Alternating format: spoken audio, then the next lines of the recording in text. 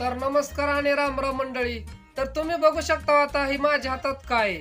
ह्याला काय म्हणते आणि काय असेल, ही कशाचा तुकडा असेल आणि कशामुळे असा कट केला असेल. ह्याला काहीतरी शास्त्रीय कारण असणार आहे. हा बरोबर आहे, ही शास्त्रीय कारण म्हणजे काय ही मला देखील समजलंय थोडं थोडं. पण माझी अपेक्षा काय आहे, ही बघणाऱ्या मंडळीनं ओळखावं नेमकं काय आहे, ही कशामुळे असं कट केलेलं असेल आणि का. तर बघा मित्रांनो, ही खायला लय स्वादिष्ट आणि चविष्ट असते.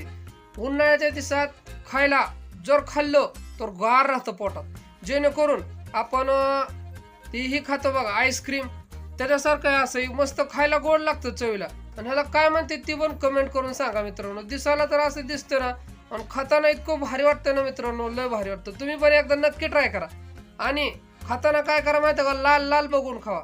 कारण की लाल लाल ह्यातला भाग जर खाल्ला का तो लय चांगला लागतो मित्रांनो, खायला लय गोड असते. तुम्ही नक्की ट्राय करा मित्रांनो. तर आजच्या ब्लॉगमध्ये एवढंच होतं. कमेंट करून सांगा मित्रांनो, ही काय नेमकं आणि कशाचा तुकडा असेल. बघून घ्या आणखी एकदा, मी कॅमेरा जवळ आणून दाखवतो बघा. हो का.